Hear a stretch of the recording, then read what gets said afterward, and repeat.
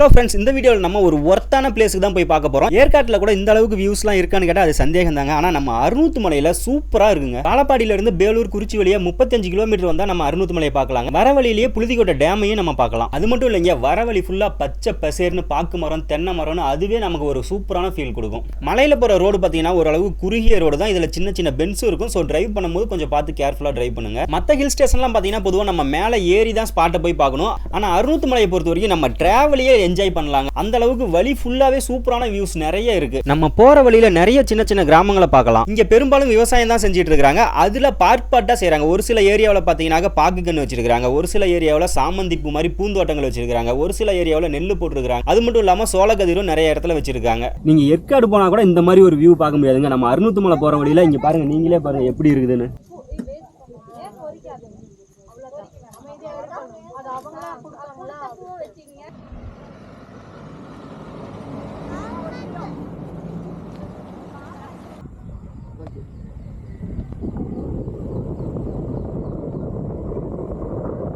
Finally Arunuthu மலைக்கு வந்தாச்சுங்க. இங்கே ஆரம்ப சுகாதார நிலையம், அரசினர் உண்டு உறைவிட பள்ளி, கால்நடை மருத்துவமனை, இது மாதிரி ஃபெசிலிட்டிஸும் கவர்மெண்ட் செஞ்சு கொடுத்துருக்காங்க.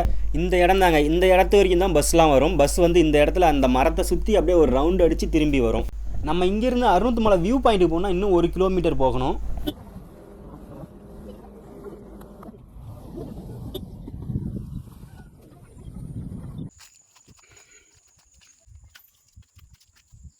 இதுதான் அறுநூத்து மலை வியூ பாயிண்ட். இங்கே பார்த்தீங்கன்னா சூப்பராக தெரியுது. காலையில் ஒரு 7 மணிக்கு பார்க்குற மாதிரி இருக்குது. ஆனால் இப்போ டைம் மதியம் 2 மணி. அதான் இந்த பக்கம் பார்த்தா என்ன ஊர் தெரியும்?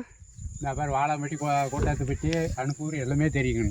சரி சரி. அயோத்தியா பண்ணா அதுவும் தெரியுமா? அயோத்தியா பண்ணா மறைச்சிக்கிட்டு பாரு, அந்த கரெக்ட் மறைச்சிட்டு இப்படியே இறங்குறதுக்கு தடை இருக்குங்களா?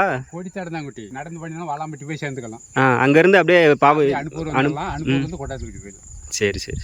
எவ்வளோ நேரம் ஆகும் அதுக்கு? ஒரு 1/4 மணி நேரத்தில் நாங்கள் போயிடுறோம். 1/4 மணி நேரத்தில் பஸ்ஸில் போனாக்க 2 மணி நேரம் ஆயிருமா? அப்படி இல்லை, நீங்கள் கொஞ்சம் நடக்காததுக்கு இதில் கொஞ்சம் இறங்கி போகிறதுக்கு கஷ்டம்.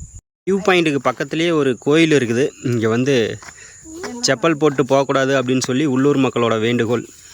அதனால் யாரும் இங்கே செப்பல் போட்டு போகாதீங்க. ஃபைனலாக நம்ம அறுநூத்து மலையில் இந்த மரத்தை ரவுண்ட் அடிக்காமல் எப்படி நம்மளும் ஒரு ரவுண்ட் அடிச்சுட்டு வீட்டுக்கு கிளம்புவோம். இந்த வீடியோ எப்படி இருந்துச்சு அப்படிங்கிற உங்களோட ஒப்பீனியனை கமெண்ட்டில் சொல்லுங்கள். மேலும் இது மாதிரி எந்த இடத்த விளாக் பண்ணலாம் அப்படிங்கிறதையும் கமெண்ட்டில் சொல்லுங்கள். அண்ட் மறக்காமல் நம்ம வாழப்பாடி வட்டாரம் பேஜை ஃபாலோ பண்ணிக்கோங்க.